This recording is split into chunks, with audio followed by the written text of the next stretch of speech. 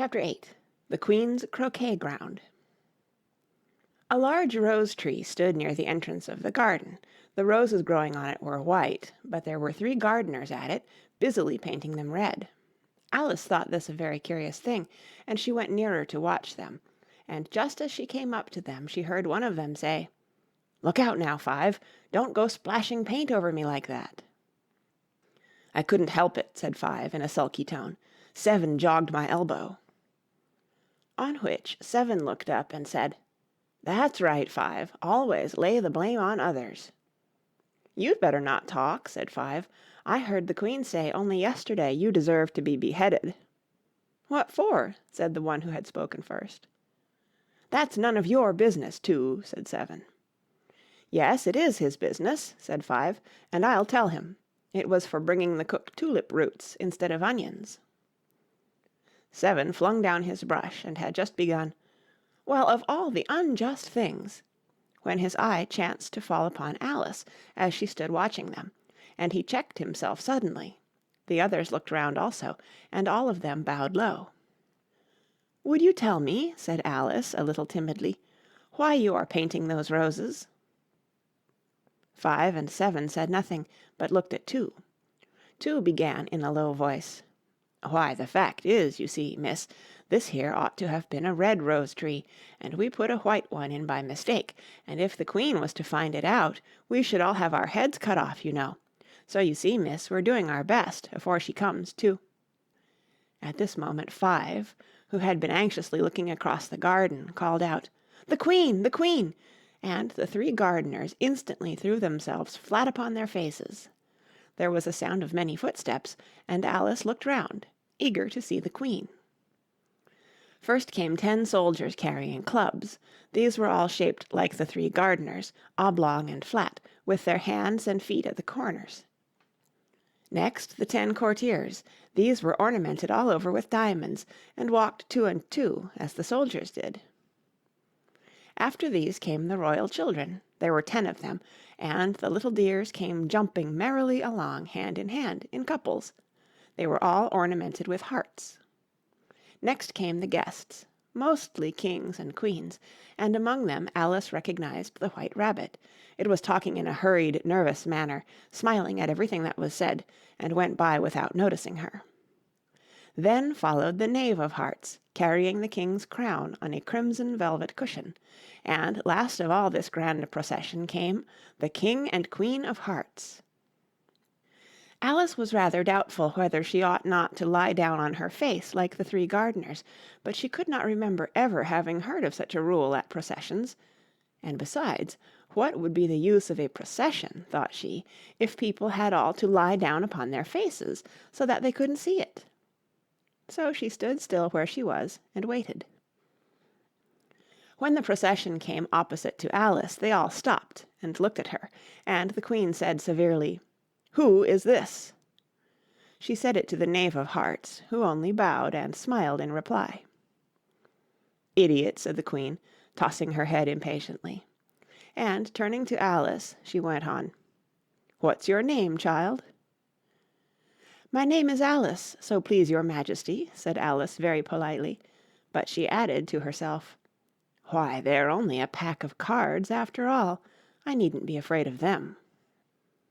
"And who are these?" said the Queen, pointing to the 3 gardeners who were lying round the rose tree, for you see, as they were lying on their faces, and the pattern on their backs was the same as the rest of the pack, she could not tell whether they were gardeners, or soldiers, or courtiers, or 3 of her own children. "How should I know?" said Alice, surprised at her own courage. "It's no business of mine." The Queen turned crimson with fury, and, after glaring at her for a moment like a wild beast, screamed, "Off with her head! Off!" "Nonsense!" said Alice very loudly and decidedly, and the Queen was silent. The King laid his hand upon her arm, and timidly said, "Consider, my dear, she is only a child." The Queen turned angrily away from him, and said to the Knave, "Turn them over." The Knave did so, very carefully, with one foot. "Get up!" said the Queen in a shrill, loud voice, and the 3 gardeners instantly jumped up and began bowing to the king, the queen, the royal children, and everybody else. "Leave off that," screamed the queen, "you make me giddy." And then, turning to the rose tree, she went on, "What have you been doing here?" "May it please your majesty," said Two, in a very humble tone, going down on one knee as he spoke, "we were trying—" "I see," said the queen, who had meanwhile been examining the roses. "Off with their heads."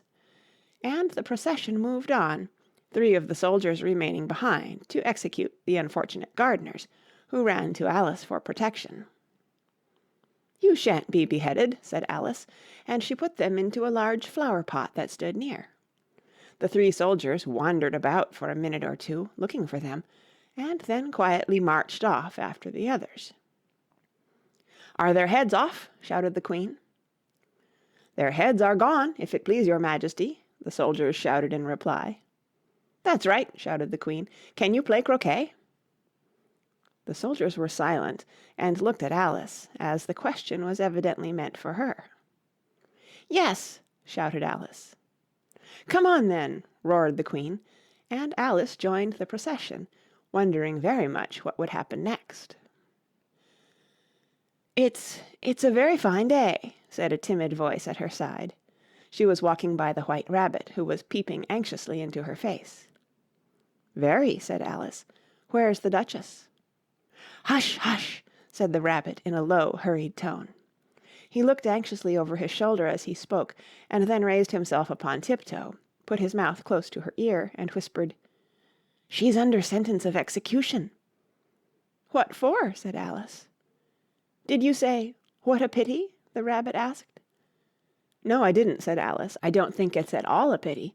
I said, 'What for?'" "She boxed the Queen's ears," the Rabbit began. Alice gave a little scream of laughter. "Oh, hush!" the Rabbit whispered in a frightened tone. "The Queen will hear you. You see, she came rather late, and the Queen said—" "Get to your places!" shouted the Queen in a voice of thunder, and people began running about in all directions, tumbling up against each other. However, they got settled down in a minute or two, and the game began. Alice thought she had never seen such a curious croquet ground in her life. It was all ridges and furrows, the balls were live hedgehogs, the mallets live flamingos, and the soldiers had to double themselves up and to stand on their hands and feet to make the arches. The chief difficulty Alice found at first was in managing her flamingo.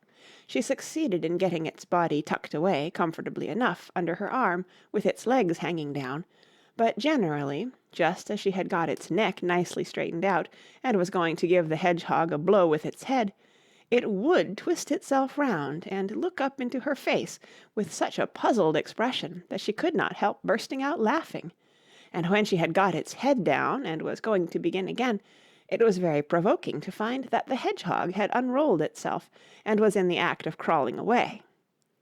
Besides all this, there was generally a ridge or furrow in the way wherever she wanted to send the hedgehog to, and as the doubled-up soldiers were always getting up and walking off to other parts of the ground, Alice soon came to the conclusion that it was a very difficult game indeed.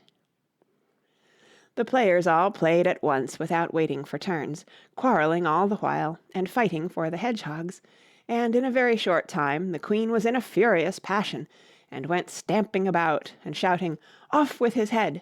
or "Off with her head!" about once a minute. Alice began to feel very uneasy. To be sure, she had not as yet had any dispute with the Queen, but she knew that it might happen any minute. "And then," thought she, "what would become of me? They're dreadfully fond of beheading people here. The great wonder is that there's any one left alive." She was looking about for some way of escape, and wondering whether she could get away without being seen, when she noticed a curious appearance in the air. It puzzled her very much at first, but after watching it a minute or two, she made it out to be a grin, and she said to herself, "It's the Cheshire Cat. Now I shall have somebody to talk to." "How are you getting on?" said the cat, as soon as there was mouth enough for it to speak with. Alice waited till the eyes appeared, and then nodded. "It's no use speaking to it," she thought, "till its ears have come, or at least one of them."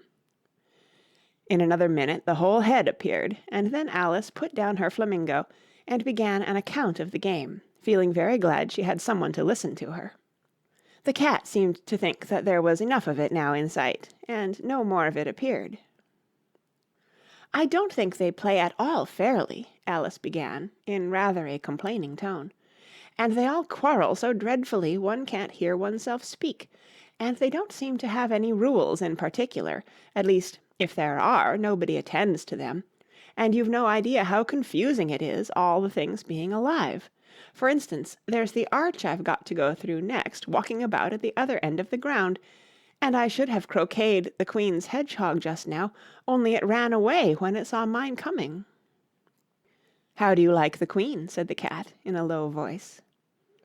"Not at all," said Alice. "She's so extremely—" Just then she noticed that the Queen was close behind her, listening, so she went on, "likely to win, that it's hardly worth while finishing the game." The Queen smiled and passed on.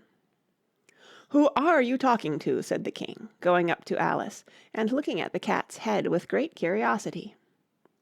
"It's a friend of mine, a Cheshire cat," said Alice. "Allow me to introduce it." "I don't like the look of it at all," said the King. "However, it may kiss my hand if it likes." "I'd rather not," the cat remarked. "Don't be impertinent," said the King, "and don't look at me like that." He got behind Alice as he spoke. "A cat may look at a king," said Alice. "I've read that in some book, but I don't remember where."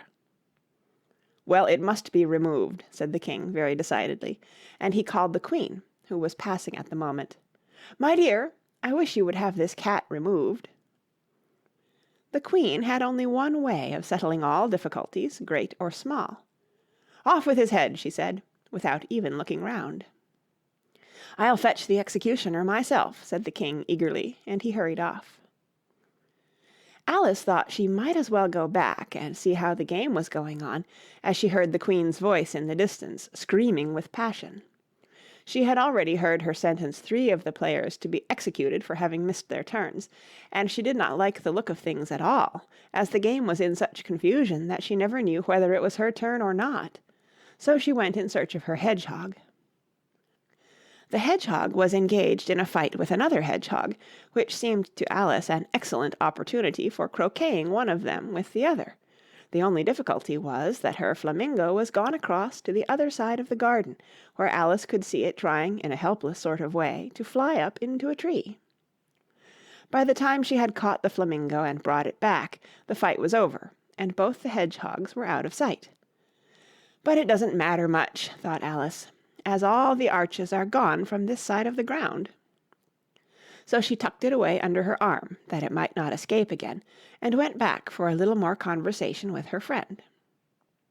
When she got back to the Cheshire Cat, she was surprised to find quite a large crowd collected round it.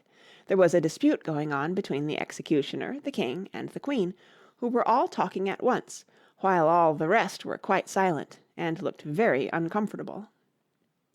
The moment Alice appeared, she was appealed to by all 3 to settle the question, and they repeated their arguments to her, though, as they all spoke at once, she found it very hard indeed to make out exactly what they said. The executioner's argument was that you couldn't cut off a head unless there was a body to cut it off from, that he had never had to do such a thing before, and he wasn't going to begin at his time of life. The King's argument was that anything that had a head could be beheaded, and that you weren't to talk nonsense. The Queen's argument was that if something wasn't done about it in less than no time, she'd have everybody executed all round.